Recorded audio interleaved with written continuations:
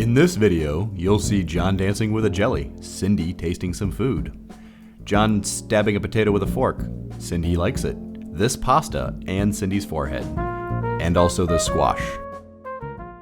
Hi guys, welcome back to my channel. You are tuned in with Cindy and John.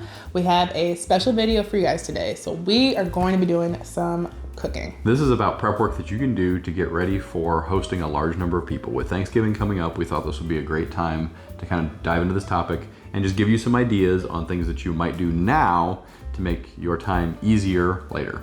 And we love cooking. As some of you guys may or may not know, we have some cooking videos on this channel. We also have a video about our chamber vac. So we're gonna actually be using that in this video, kind of showing you guys how we preserve food and make it taste really good later on. So that's gonna be what this video is about, and we hope you guys enjoy it. The same ideas and techniques will work even if you don't have a chamber vac, but it does do a nice job of preserving the freshness, and it makes it easy to reheat things by dropping them in like a sous vide bath or something like that.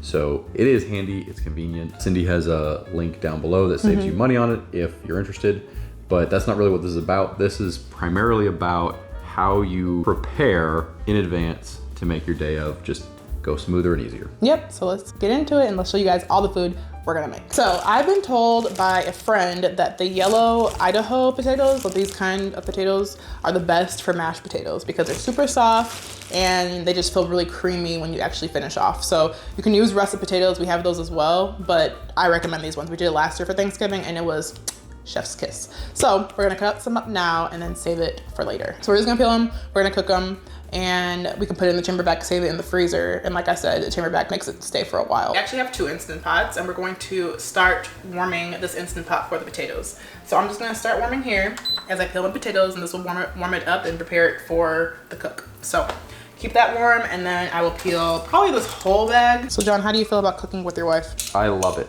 He does. First, let me ask you this. Oh gosh, what's the How do you feel about me feel about you cooking with my wife? I think you feel amazing about cooking with your wife. You're right. You're a whole potato peeler. How do you do it? Like I'm a push potato peeler. I guess that actually does help it go a little quicker. Leave a comment down below what kind of potato peeler you are, or cutter. Are you a pull potato peeler? Are you a push potato peeler? Do you fork it? I never actually thought about it, but yeah, I do it. I'm trying to hurry up. I'll do it like this.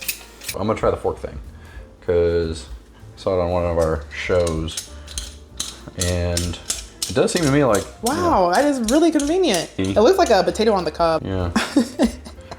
It's a potato popsicle. It's a potato sickle. There you go. I like to put a bag down. Yeah, so it doesn't get all messy. Yep. Okay, so the ejection technique is use the thumb. Don't try to pull it off because it'll get away from you. So once the potatoes were done being peeled, we cut them up in small pieces and prepared to put them in the Instant Pot. I really love using my Instant Pot for mashed potatoes because it cooks super quickly. While the potatoes were cooking, we made a gravy.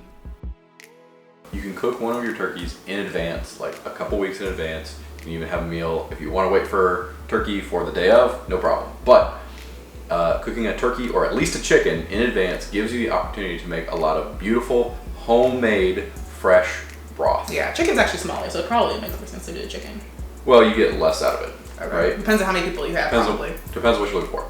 So that beautiful broth and the pan drippings from the bird can be used to make gravy in advance. There is no reason why you need to make gravy the day of. I remember mom always trying to get the gravy done at the last minute because your turkey finishes roasting, you set it offside to rest, and then that's when you have time to make gravy, and as soon as it's ready to serve, everybody's hungry, everybody wants that gravy, right? Yeah, he's actually very picky with gravy. I used to do the store-bought gravy, and then he made a homemade gravy, and I was like, oh, this is actually pretty good. So yes, it actually turns out really well if you do it this way. After you have good flavor, you become picky about crappy flavor.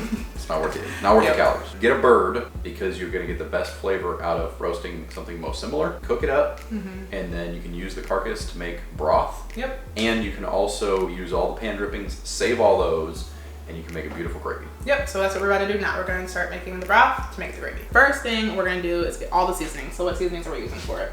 So I've got a little bit of fresh onion, not enough. I need to pick up some more because this will be cooking for a while, so I've got time.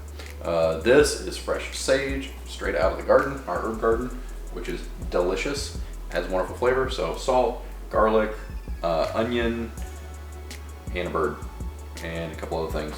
All right, let's do it.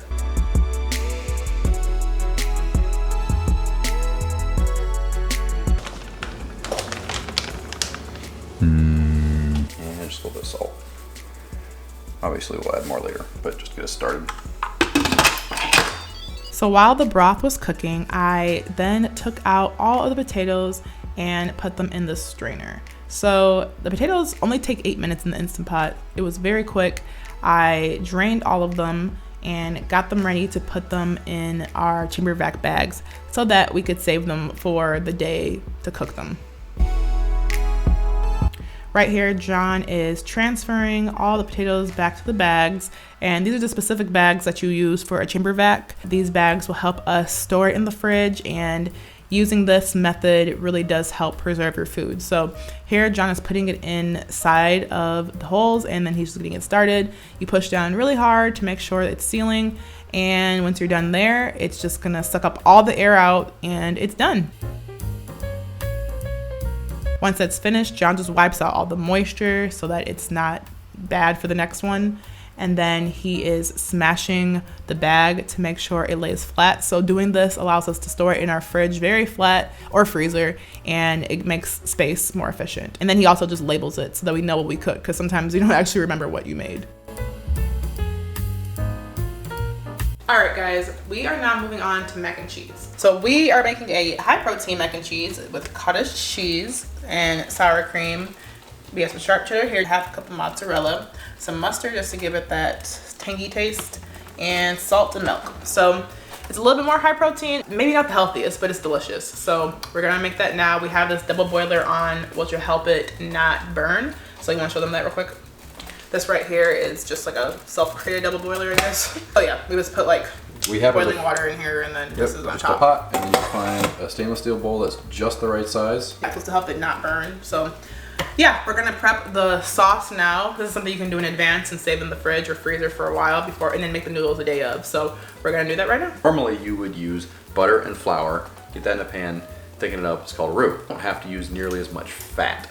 And so while mac and cheese still has a whole lot of cheese in it, this is much, much healthier than just a normal mac and cheese.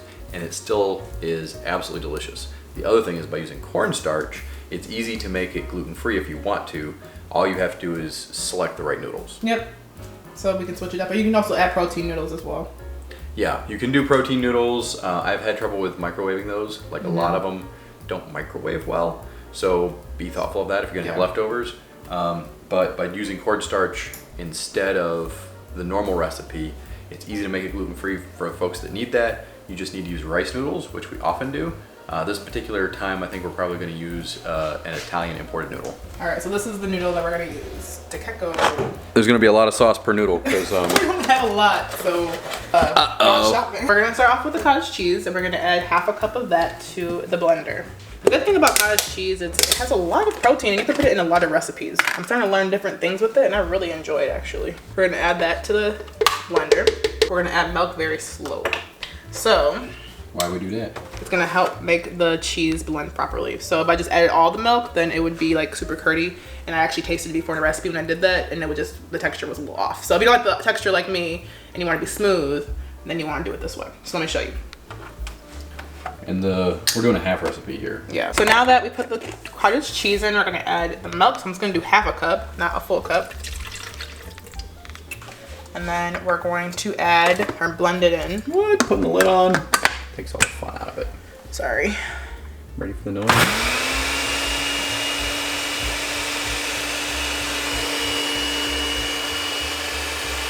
Now that that's all blended, we're going to add half a teaspoon of mustard. This is also, like I said, half a recipe. So if you guys want more, like for leftovers or for a bigger group, then you're gonna wanna do more and like double all of this.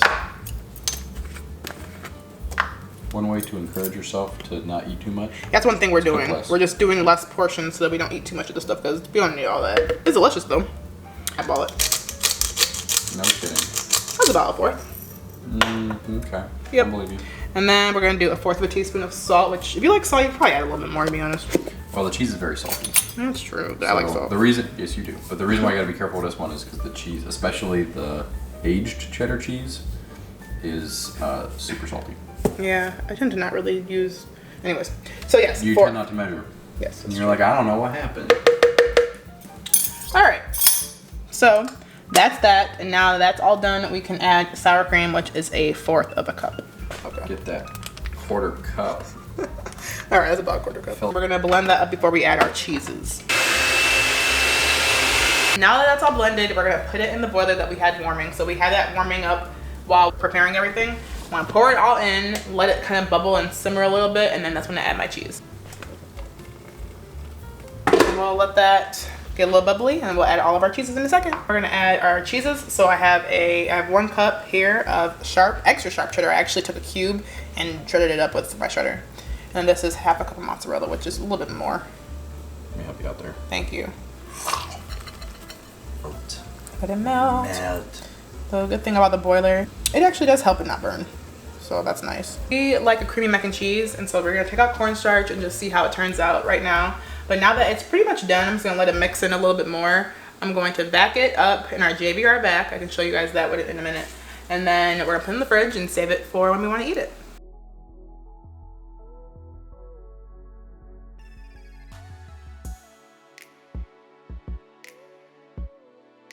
So when you pull your double boiler out, it's going to have a lot of condensation on it. And if you tip it like this to pour it into something, all that condensation is going to run into your bag.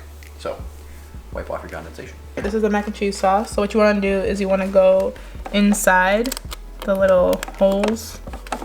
Inside the holes. You heard it here first, folks. And then I'm going to push it back a little bit because, yeah, you want to have enough space. And then I think that's good. Just get it all the way to the end of the clips. Okay, that's fine.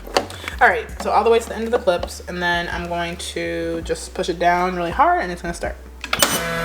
Next up, we are going to complete our gravy from earlier. So this is pan drippings that I saved especially for this. I need to strain it, so first I'm gonna get it in the pan, heat it up so it's nice and liquidy. We're gonna strain it out, and we'll get it in there and start making the gravy. See it do.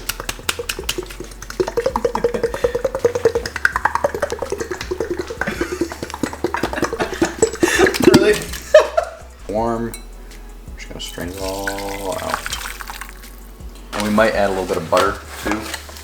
I prefer you get better flavor out of like chicken fat or turkey fat if you're trying to make like a turkey gravy. Using the actual like animal fat makes it that much more flavorful. That smell though. Can you smell that? They can smell it through the camera. Onion with garlic. Fresh stuff that we put in with the broth. I always like sage. It's such a nice, and it smells so nice too. Does it smell for you? So we're gonna taste it, and I bet it's gonna need more salt, but you don't want it to go too heavy, too fast on salt.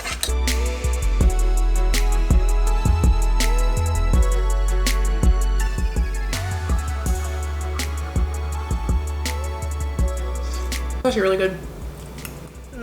We leave where it's at. It has a lot of garlic in my opinion. I personally think it'd add a little more salt, but flavor-wise it's good. Maybe some more onion. Another thing I love about JVR is that it also has this attachment that allows you to use canning jars. So this attachment just removes all the air. This also helps with storing food for later. So we use this for our gravy and it really helps preserve the freshness. I absolutely love my husband's gravy. It's so yummy. So after this, we are going to make some squash. We're gonna use this as a pie, most likely, or maybe a side. We don't know yet, but we're gonna roast it today. So John. It's so big, we'll use it for both. That's true. And I think Mom said this is an Amish squash. Oh, is it Amish? It looks kind of like a butternut squash to me. Oh, so it's not acorn. Definitely It might be not. Amish. It might be butternut. Anyways, tell them about what your mom's garden did for us, babe. I grew these ginormous creatures. It's so big. We have literally like 6 of them she gave us. Something like that. So, We need to super start grateful. cutting a few of them because this one was starting to go wrong, so I chopped off the end. Yeah, this thing is huge. So we're gonna roast it and have it as a side. Alright, so my plan is to roast this sucker, and then after it's roasted, take the skin off. This is super slimy. Oh, slime, yes. How do you like taking all the slime and stuff out, babes? Great. Your hands are made for this? Yeah, would you like some? No. My hands were made for sliminess. And that's just what they'll do. One of these days, my slime's gonna walk all over you. Didn't know you were a country music star, dear. So John just added some salt as well as some olive oil just to help it roast. It really brings out the flavor. Once you put it all on there, we just roasted it in the oven for under an hour, and that is it for this video. We're gonna try it all out for Thanksgiving. All right, guys, we hope you enjoyed this video, and hopefully it give you some tips on foods you can eat and things you can cook during your holiday season. And how to prepare in advance to make your holiday season less stressful. Yep, so if you guys want to see more about how the food turned out, what it tastes like, all that good stuff, we will show a part 2. So come back for more. And if you guys want to get $100 off of your own chamber vac, then you're gonna want to look at my description. Check out the description below. Also, leave a comment on your favorite dish you like to cook or something that you like, and maybe we'll try it out in the future. So we'll see you guys in another video. Bye.